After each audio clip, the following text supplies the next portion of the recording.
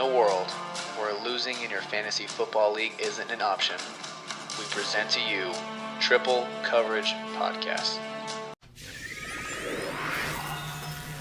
Hey YouTubers, if you like what you see, make sure you click subscribe below. Today we're going to do some more camp convos, and we're going to move on to the Dallas Cowboys and the Washington Redskins. So crack a cold one and enjoy. Cowboys and Indians.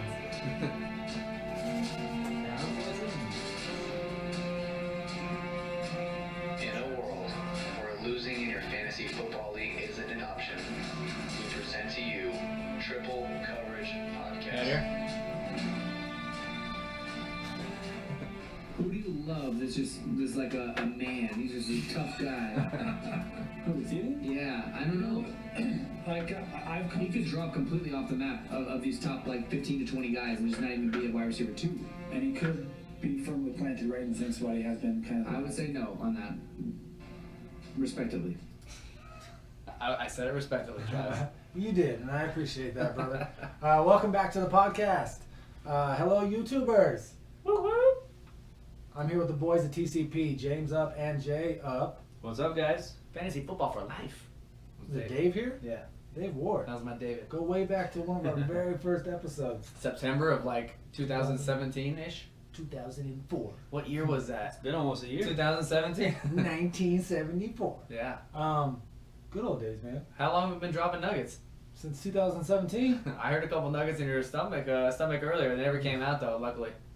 No, they're still forming, bro. They're still brewing. I'm still getting those nuggets together. Well, we're talking about the Redskins today, so that maybe will come out. I hope not. Just keep it to yourself. Might come out of the Cowboys.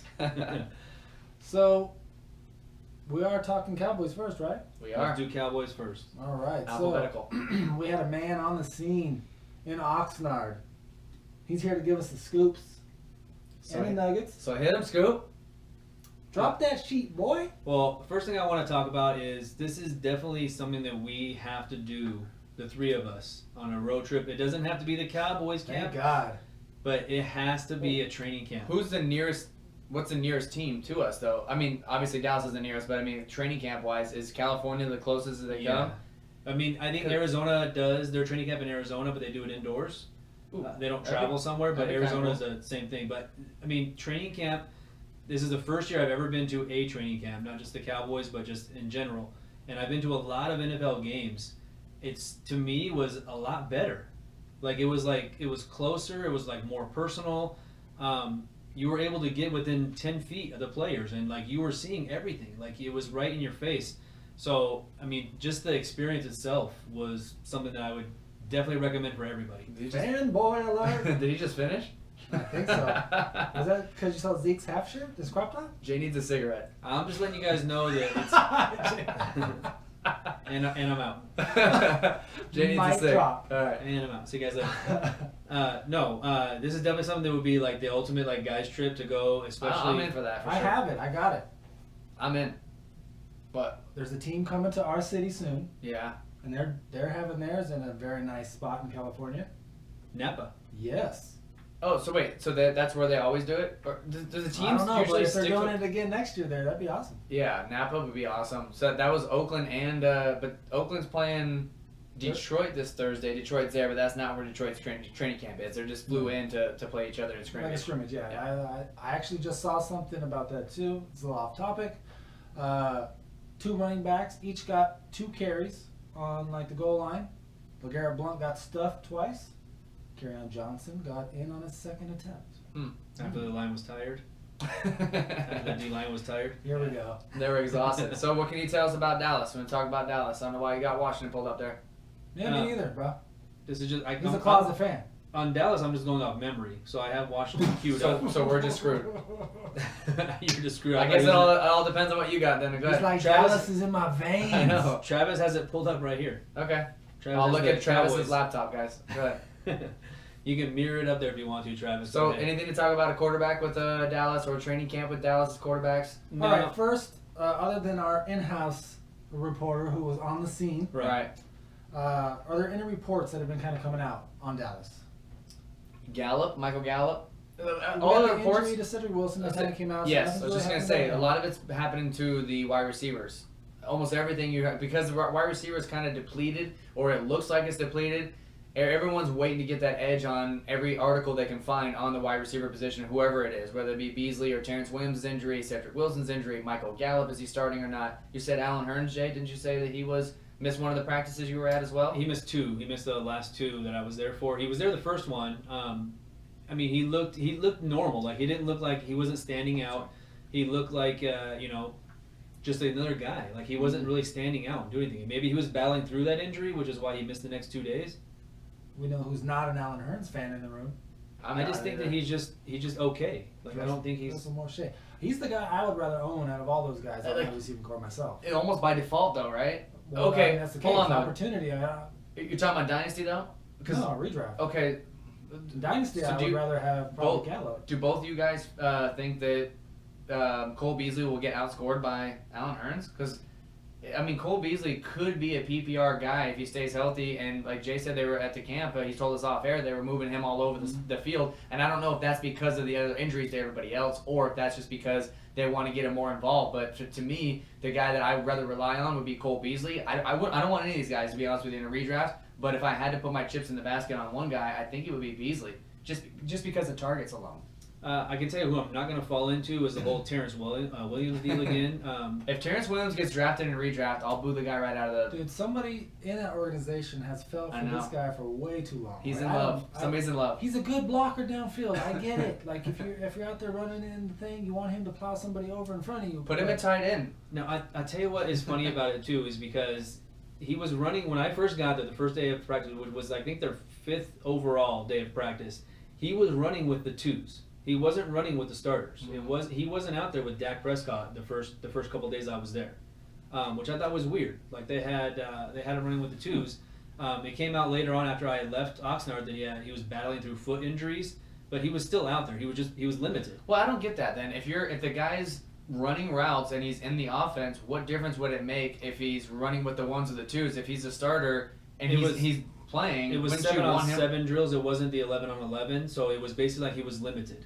Like he was limited. But so he wasn't out there doing it. So you would think that why not put him with the guy that's the starter? I don't know. I still think there might be a suspension coming his way too because of the field stuff with that DUI and his car getting crashed. Was he the one that rolled up on the bicycle? Scoop. That's a nugget scoop. It wasn't a bicycle. It was like one of those little mini bikes. Yeah, the motor. Oh, it had a motor on it? Okay. And he fell. Yeah, that seems hilarious. On the police dash cam. Yeah, that's a great video. Man. And then he threw his college teammate under the bus. It's Kendall Wright. Kendall, I was just going to say. Yeah. And nothing happened with him yet either, right? No, because I don't know how much weight the police put into that. He just said it. They didn't have proof that Kendall Wright was in the car. 2 words though, right? Laquan Treadwell is going to probably benefit tremendously if Kendall Wright does get... Kendall Wright's not going to get suspended. I don't think Kendall Wright has anything to do with it. I think that's just what came out of Terrence Williams. I'm trying to make Laquan Treadwell happen for you guys. Okay. But the point is that Terrence Williams not falling into that trap again is because like you'll sit there and watch practice and he'll have like these outstanding plays, but it's nowhere near consistent. Like the whole 3 days I was there, he probably had the best catch of anybody during the whole practice of all 3 days. And it was like a 25-yard out route where he beat the defender. There was a little bit of a high throw, and he jumped up, got it, landed his feet in bounds, and then fell out of bounds. And it was a great play. Like, the whole crowd was, like, going nuts. And that's what you get at Terrence Williams. Like, every once in a while he'll do that. But it's just not consistent enough for me to take him in a draft. I just don't want him for a whole season. He does that every year. He has those 1 or 2 games where he kind of just, just balls out, and then nothing. Outside of Ezekiel Elliott, has anybody heard anything about running backs behind him? Scarborough and Rod Smith? They had Rod Smith running with the backups, and they had Scarborough running with the thirds. And the only thing I can say about Bo Scarborough is, man, he's huge. Is he? Dude, he looks like Derrick Henry? He looks like one of the linemen, dude. Like he's like that big, like not like as far as like weight wise, but he's like that tall and just like massive looking. And there was a couple of times, and obviously this is with the 3rd string guys, that he ran a couple plays and he broke through the line and he had a pretty good gain and he looked pretty quick, but like I said, it's against the 3s, so it's not like he's playing against a number 1 defense. But just the fact that how big he looked, like when I first saw him out there, I was like, wow. Because I looked and I was like, number 36, I had to go look through the thing. I didn't know his jersey number. He's a rookie. And I was like, that's Scarborough. And then I watched him a little bit and I was like, man, he's big. So especially compared to Rod Smith. If he in the open field met Sean Lee on the 1 yard line, is he getting in? Who's Boswell? Is Boswell getting plowed over? Is he getting in or not? I think Scarborough wins that. I think that he is set up to where he may not be an every down back in the NFL, but he definitely could be used on the goal line.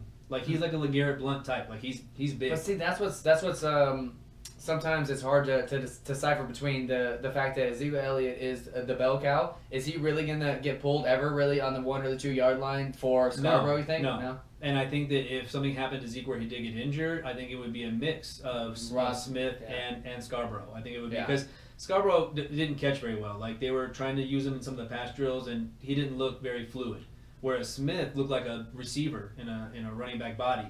Smith still looked quick. He's clearly going to be the backup there. But like I said, if Zeke does get hurt, I think it's going to be a combination of those two guys.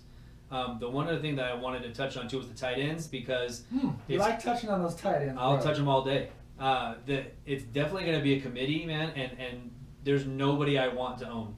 There's not one Dallas tight end I want to own. Did they and look that even bad? goes for like, dynasty. no, I'm saying like with the eye test, like was it just like God, this is terrible? Like they just did nothing the entire 3 days you saw. It's just they all look like they're on the same like level, which is not like super impressive. Like they were starting with Jeff Swain. Yeah. And he's mostly a blocking tight I end. want to know how my boy Blake Jarwin looked. No, how does Swain look?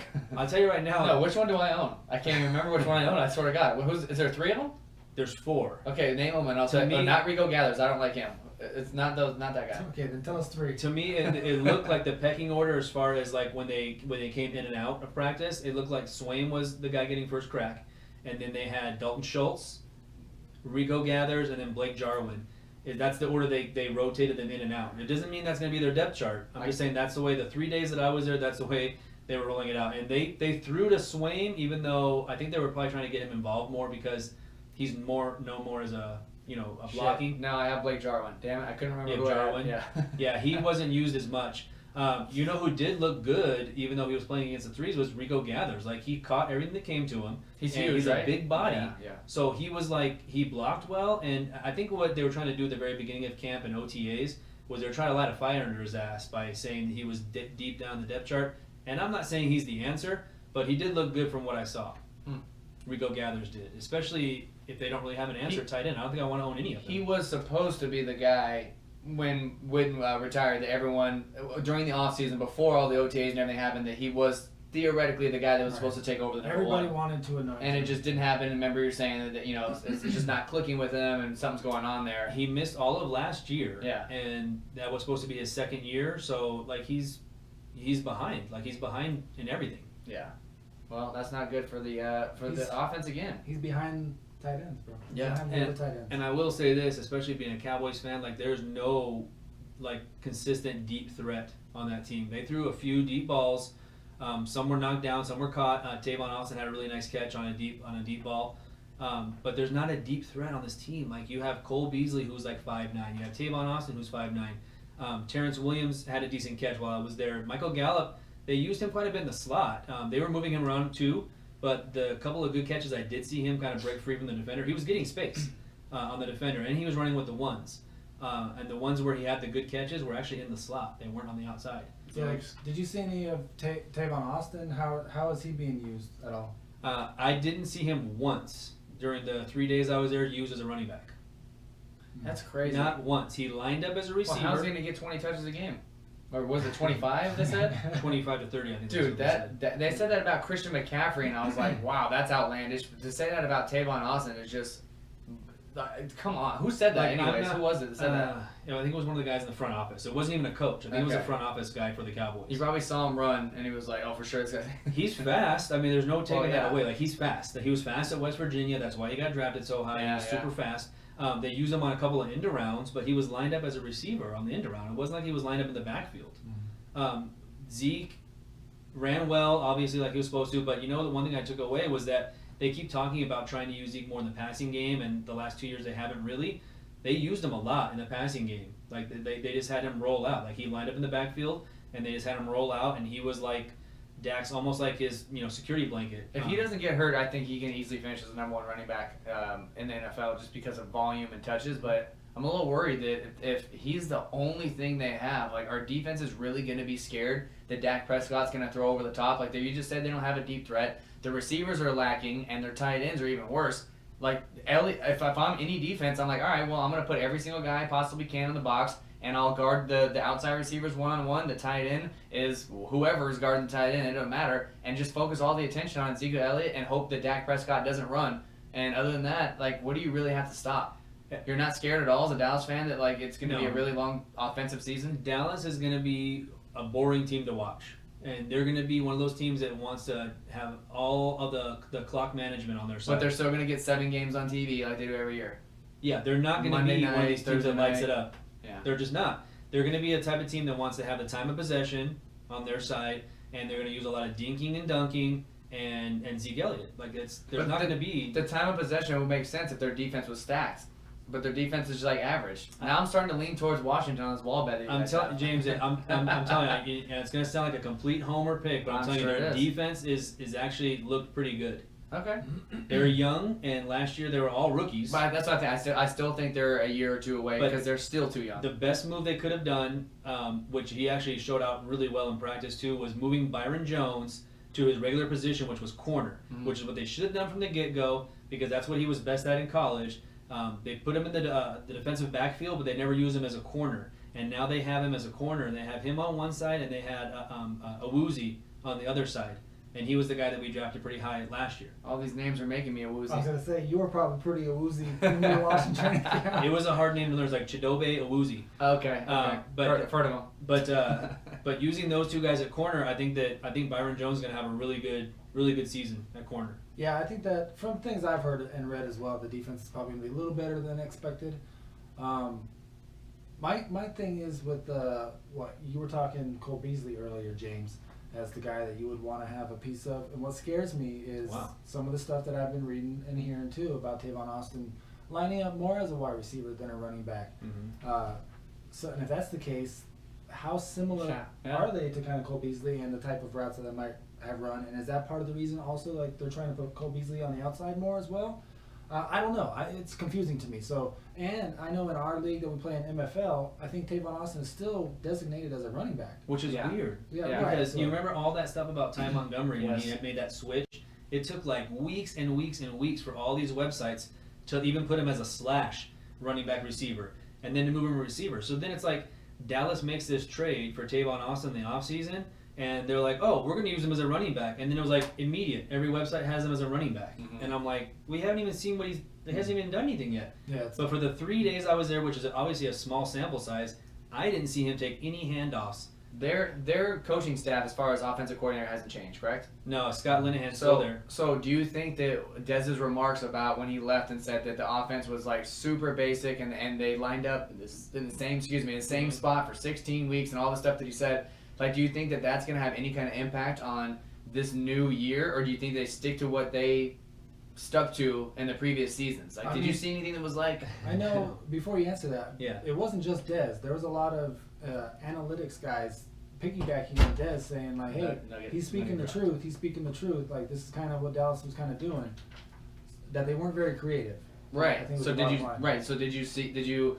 I mean, obviously you haven't been to a couple training camps ever, so, I mean, it's kind of hard to... But did it look like it was just running basic offense? It did look like a basic offense to me. I think they're trying to move guys around, and is it because of Dez? It could be a coincidence. It could be maybe they are kind of taking it to, like, hey, we need to kind of switch it up a little bit. It seems like very coincidental that Dez Bryant is trash-talking and saying we might have the same spot. Which might help them. For 16 weeks. He left trying to slam them, but it might actually help them because of the fact they're like, you know what? All the other players, I'm sure, are talking, with each other just like we do at work, and they have their own like, yeah, you know what, he was right, like he was right, and then they start to hear a little bit of grumblings, and then I'm sure the offensive coordinator is like, you know what, okay, yeah, I can switch things up, let's do this, let's have fun, let's whatever, and now it's gonna actually help them instead of make them feel worse about themselves. They're like, thanks, Dez. It's a very optimistic narrative. Thanks, Dez. For whatever it's worth, it wasn't just like one or two guys they were moving around as far as receivers.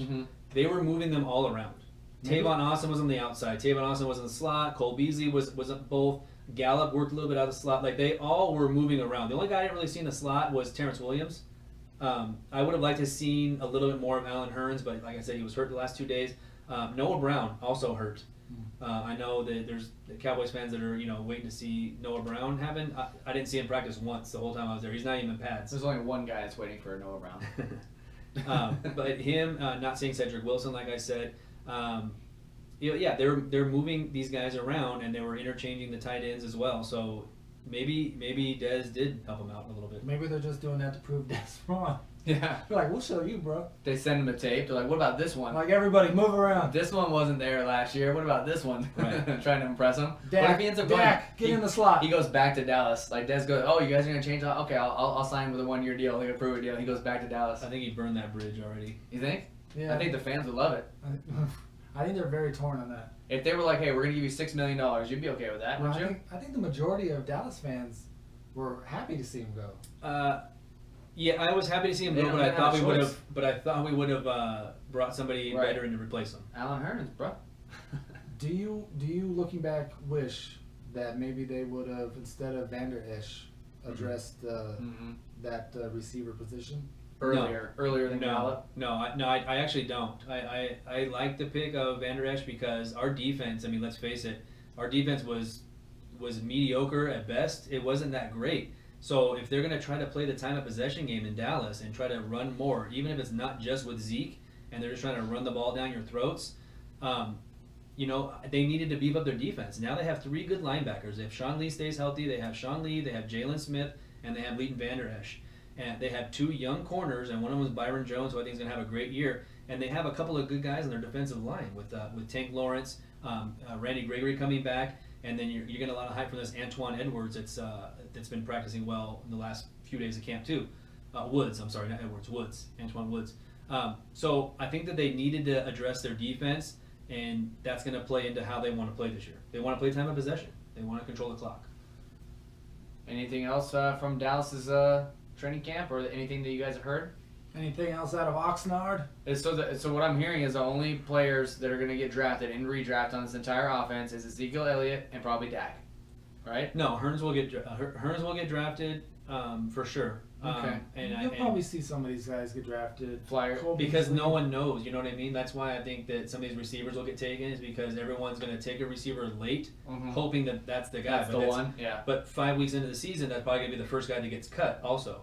So I think you're going to see Hearns get drafted, I think you're going to see Beasley get drafted, and you're going to see Gallup get drafted, but they won't be on everyone's roster come week 17. Yeah. I think, the shakeout period is really coming. When we start to see some of these guys on the field in preseason, maybe some injuries do happen to guys, and you can cross them off the list of not being in the mix, not just with the Cowboys, but with any team really across the board. So these next 3-4 weeks are huge. Yes.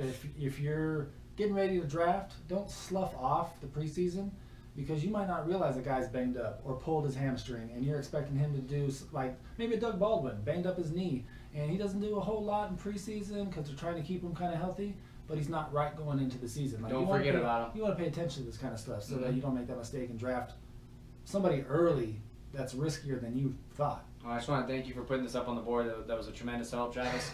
So we can move on to Washington Redskins and what's going on there with the Redskins camp, because that was huge for me. Thank you. It was a pretty sweet picture. It didn't move at all, but it was a pretty cool I was picture. waiting for the I video to forgot play. about it. I was I forgot waiting I was- for anything to happen, but nothing happened. So, Jay, we're moving on to the Redskins. What have you guys heard? I've heard nothing but good stuff about Darius Geis. Obviously, even though he wasn't listed as the #1 running back on their early depth chart, I think he's a guy that's going to win that job easily. The callback. I've even heard some rumblings out of camp that they may trade or try to trade Samaje Perine. That's an ultimate buy low. Like, who's it? Like, where? You know, They haven't rumored where. What are they planning on getting from a 2021 7th, like the Corey Coleman? And Corey Like, Coleman's how do a you guy. sell him? Corey Coleman's a guy that if I knew he was going to be that cheap, I wish the Cowboys would have paid a 7th round. Oh, that's what I'm saying. Can you imagine if the Cowboys gave him like a 6th round pick? He could legit start for to compete for a #1. When I saw what they gave up for Corey Coleman, a 7th round in 2020, I was like, damn, if he was that cheap, I wish the Cowboys would have And it's went out and got not him. even this year, not even this coming year, the following season. Like, that's like in dynasty value, a 5th round pick in 2021 in dynasty value wise. Like, it's literally a throw away pick. So I mean, To get a 1st round, they drafted him in the 1st round. This goes to the narrative of Cleveland, just giving up on guys way too early. But well, that's the pick they Let's gave stick to up. Washington. They moved back so that the Eagles could draft Wentz, but whatever. Worked out good for them. for Philly, Cleveland traded back. Oh, they had okay, the gotcha. number 2 pick overall, and they traded back and gave Philadelphia the number 2 overall so they could draft Wentz. Mhm. And then the Browns took Corey Coleman with that pick they traded back for. Jesus. And they just gave him away for Just nothing. great moves after great moves. Moving on to Washington, like I said, I've heard a few things actually coming out of camp. All you hear is the good stuff when camps go around. You don't hear a whole lot of the bad stuff. I've heard a lot of glowing things about Jamison Crowder.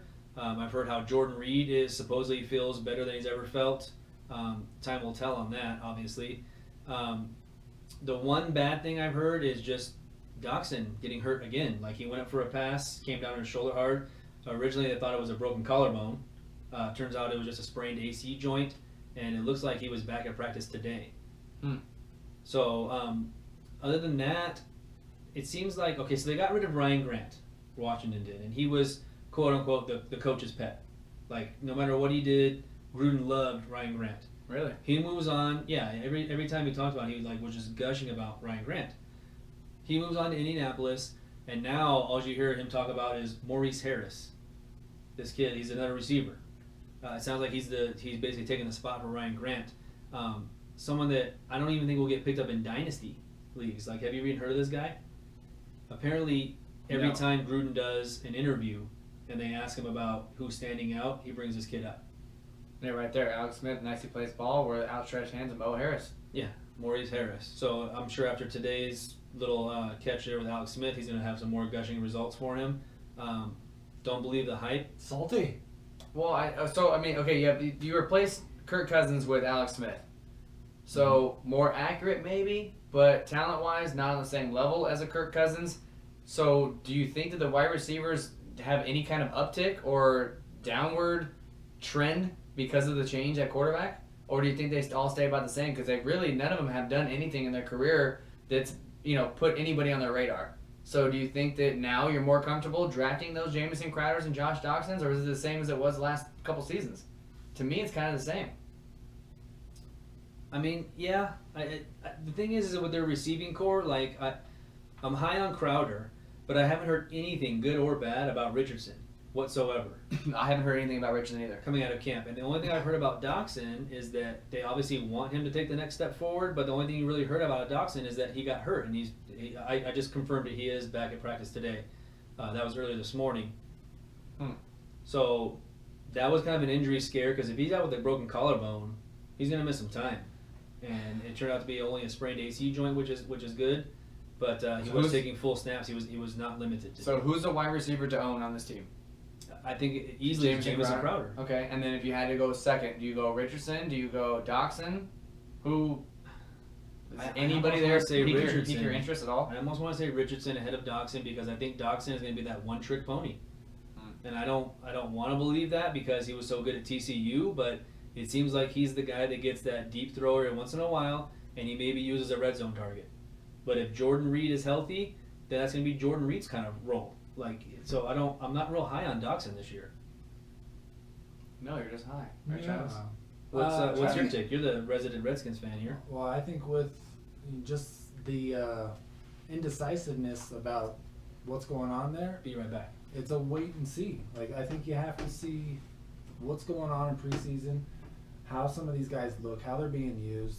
Is Paul Richardson is he just there? Sometimes no news is good news. Right, but it's kind of scary for me to have no news about a guy that's new to a team. So if there's nothing about him, is he gelling well with Alex Smith? Is he struggling? Is he dropping balls? Is he a red zone guy? I kind of want to know a little bit of information. Now, if a guy's been on the team for 2 or 3 seasons and nothing's really changed, then yes, no news for me would be good news. But sometimes if a guy's in a new situation with a different either offensive coordinator or quarterback or major changes, I kind of want to hear a little bit about him, because right now I don't own him. I don't own Paul Richardson in any dynasty league, and I don't know if I'm going out to get him or if I'm buying or selling on him. But not just hearing anything from him, it's just where does he fit in there? Is he the number 2? Is he starting as a number 3 and that's where he's going to stay behind Jamison Crowder and Doxson? Because I don't think they're very easy. I mean, they're very tough to beat out. I think Paul Richardson could very well be the number 2 guy on this team, and it'd be Crowder and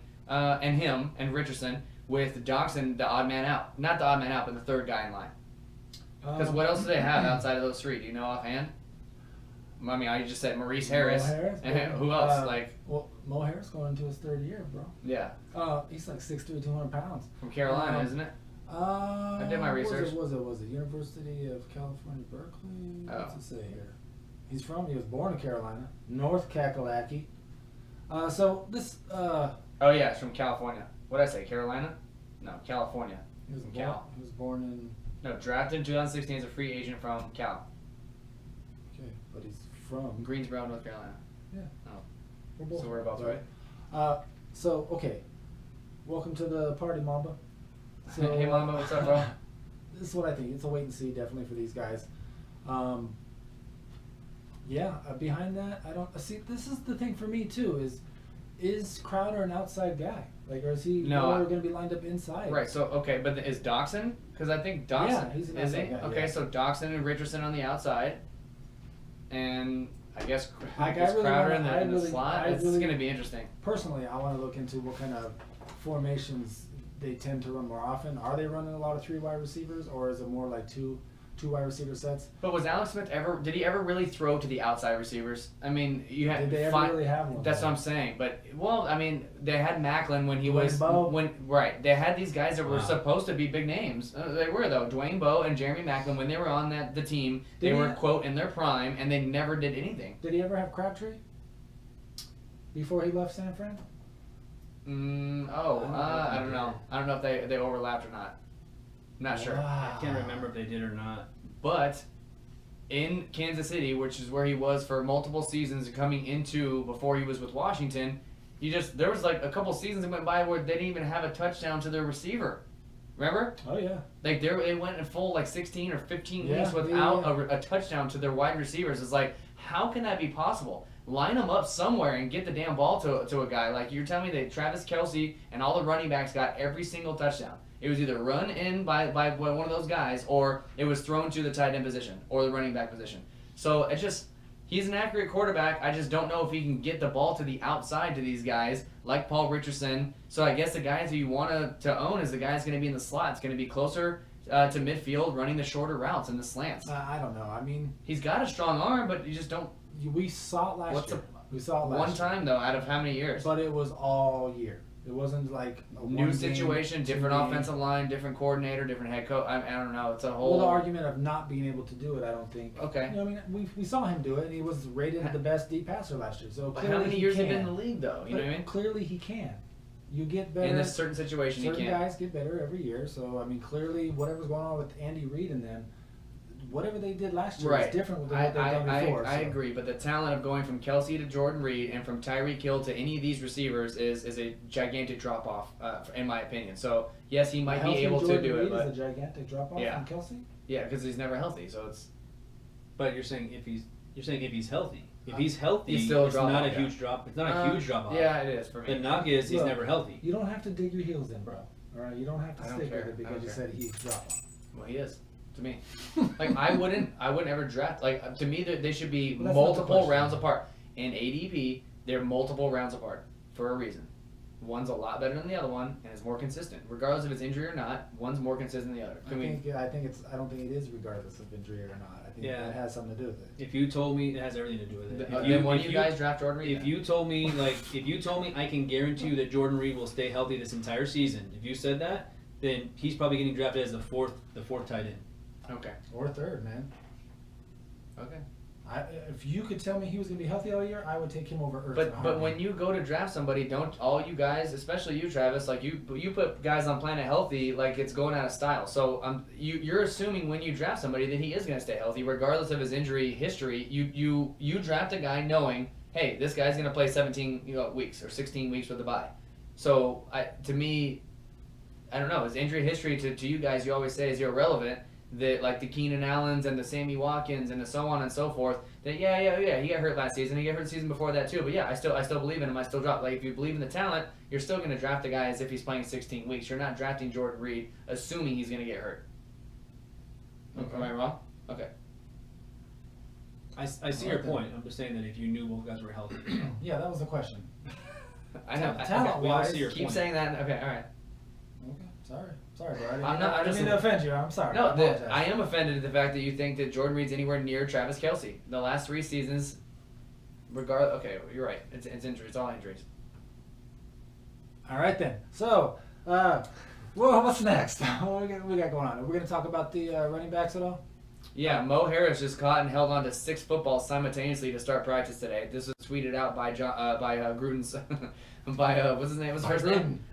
Jay Gruden's personal Twitter. It looks like he caught 6 balls simultaneously. I'm picking this guy up. Footballs? You guys keep talking. Were they footballs? No, Yeah, you know what's they're right funny? there, look. You know what's funny is they do this. They do like kickoff drills from the jugs machine, and they'll do it like it's a punt, and because the same thing that happened to Cowboys camp too. But so they're not going to use a jugs machine in a game. well, and not only that, but you're not going to try and catch 6 balls at the same time either. So I don't understand why. Maybe it's just for fun, but the crowd loved it. This might be a one of those camp stories you might not want to pay as much attention to. You might want to read.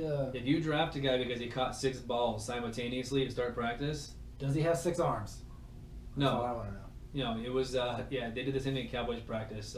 Oh, they did? Yeah, Did they anybody try catch and catch all as many 6? as they can. They did 5.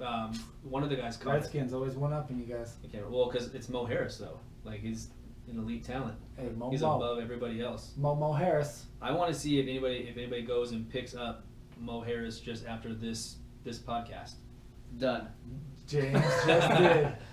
Why not? On the off chance. I just put Rashard Matthews on my IR because he's been out the last I don't know how long, but he was IR eligible, so he's now welcome to the roster. Welcome to @CoCo James. Yeah, Mo Harris. If we're gonna talk about the running backs at all, we should mention that Chris Thompson has come out and said that he's still not 100%. He doesn't think he's going to be 100% until at least November from his injury he had last season. He said that. Chris Thompson said he doesn't think he's going to be 100% until November. So they have been using Darius Geis as a pass-catching threat, and he's actually looked pretty well. But I thought he couldn't catch, Jay. Who said that? LSU, because they don't throw to him. Maybe Danny Etling didn't want to throw to him, but I'm telling you right now that just because these guys don't catch at LSU, it's because that's the way they design their plays. They don't throw their running back at LSU because Fournette can catch just fine and Darius Geis can catch just fine. I don't get that though. If you have a talent like Darius Geis, Leonard Fournette, these like extremely great talented players, how do you not look for ways to get into the ball? Just because your offense is set up one way or another, like you mean to tell me that at LSU you'd rather throw to the third receiver or like the backup tight end on some plays? Guys like Odell Beckham and Jarvis Landry. No, okay, that's the number ones, but they're not getting 400 targets. Like they're still throwing to other people. How do you not dump off to the running back and get these guys into open space? That's a good question. I don't know. Who they have at LSU in receiver last year? Just Chark? Was he the only guy? DJ Chark, who had like 12 catches. He had 12 catches for 600 yards. So every one was 100 yards. Ball, period. Yeah, maybe that's what it is. Okay, you know what? Yeah, you're right. I'm gonna watch LSU They didn't throw to anybody this year. and yet Etling still got drafted. Yeah, he still got drafted. Yeah, I mean, I've thrown more passes than Danny Etling in his career at LSU. I was dying laughing, not to get off subject here, but I was dying laughing because a video came out the other day of the quarterback at LSU now, because obviously Etling moved up to the NFL. And I can't remember his name, but they showed him throw like a 60-yard bomb. And it just made me laugh because I was like, when is he ever going to do that in a game? They're not going to let him do that. DJ Chark's gone now, so yeah, that's the only opportunity. It made me laugh. I was like, why are they even practicing that? Like, they're not going to do that. I think it's just somebody on that squad. No, it's probably done to leak the video so that other teams think that it's possible they might do that, but then they don't. They never do. They haven't ever done it, and they're never going to do it again.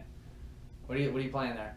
The Jordan Reed video. This is Jordan Reed moving and catching from the jugs. If he drops one, he does 10 push-ups. That seems to be with every team pretty much. I've seen other teams do that. They did that in Dallas. They did it in Oxnard. How many toes do you have? Are you underhandedly saying we're not original in Washington? What I'm saying is I think every team does that. As soon as they drop a pass. Is this a boomerang? Are you underhandedly calling Washington unoriginal? No. Why does Jordan Reed look like Austin Seferian-Jenkins all of a sudden? Because he's fat. What is this a boomerang or are these? What's going on? It's a video that it's replaying. That was like he caught more than one ball there, or was that just the same video? You know what I'm saying? Was that the same, like in a loop, or were those different catches? No, that was every one of those is a different catch. He's trying to keep up with Jordan Howard. He's doing 200 before and after. I think it was 2. No, he said he dropped one. When he dropped one, he stopped and did 10 push-ups. Probably passed out. They see the Probably hurt Redskins. himself. What if he got hurt himself doing push-ups? The Redskins Because his struggle. toes are all bent. The Redskins struggle in the red zone Shocker. during practice. And do they got pads on? They have pads on now. Oh, sweet. The first week was no pads. It's all right. It's still early, man. Struggling now. What does that really mean? Like, I don't know. It means I like my wall bed a lot better. I don't know. I'm Based torn. off. I'm torn. I'm torn. Like if you told me right now I could jump on the wall bet and pick a side, I'm not sure. I think they're literally going to come down to 1, maybe 2 wins apart from each other, and it's going to come down to if they split when they play each other, or if one of them wins 2-0. I think that's what it's going to come down to. You guys want a sneak peek of one of my Whoa, where's this going? bold predictions? I'm interested. Sure. Sneak peek, bold prediction. First of all, when are we doing the bold prediction episode? So I kind of want to build a little bit towards it and make it like a thing. Like it should be a celebration because last year it was awesome, but it was, we didn't really. What I want to do with the bold prediction thing is keep it aside on my computer so that when the season starts prolonging and we start getting towards the end, I can start taking clips for our bold predictions and we can kind of keep an eye on it because after the season ended, we kind of tried to go back and I didn't remember what I said except for the Cleveland Browns winning the division. That was the one that I remembered, but we couldn't kind of remember what we said. I want to have it here so that we can go back to it. So let's build up to this. There's 2 dates. It's either going to be the 21st or the 28th. So what of August. Okay. So whichever one all 3 of us can be there for is the one we're going to do bold prediction episode. All right. So what's your bold prediction? Washington's not going to win the division. That's No. pretty bold. That's outlandish. Rookie of the year is going to be on Washington Redskins. Darius Guice. Any specific player? Okay. Darius Guice. So Mo Harris. is it It's his 3rd year, bro. is it that bold? So he's beating out Saquon Barkley. I think a lot of people would think that'd be pretty bold. I think But everybody has Saquon penciled in. Okay, but that bold prediction is literally 1 injury away from like Darius Guice being, I guess, the clear cut guy, right or no? Just saying it's not that bold. Oh, shoot. Do you think so, Jay? I think Like, who I else think would it's you bold pick? because everyone picks Saquon Barkley. Right. Okay. No one's picking a receiver to win the Rookie of the Year. It's going to be between Saquon and Darius Well, Guice. Do you want me to go like Browns are going to win the division bold? Yeah. Damn, bro. Because if it happens, then I mean, You- what? How about How about Redskins win the every division? year? Are you doing that every year until it happens? No, this year I'm gonna. I have something up my sleeve this He's year. picking the Redskins to win the division. No, I'm not that crazy. Robert Kelly you is are like- just so you'll jinx, reverse jinx. No, your bold prediction is Washington has more wins than Dallas Cowboys. Yeah, so they're either way, you either get the bold prediction or you get the wall. I'm going to win one of them. That's some stupid shit That's he some would fence. do. That's some fence right No, now. but that's something he would do. Make It sure said- he covers both It bases. says Robert Kelly has looked good most of camp. He's looked pretty solid. They did say he lost a little bit of weight, so I So guess okay, he's not fat Rob anymore. one last Aw, question. man. One last question. If outside of Darius Guice, who's the running back to own there? Is it still Chris Thompson? If he doesn't come back until November or mid-November, like, are you willing to still draft him and redraft? He didn't say he wasn't coming back.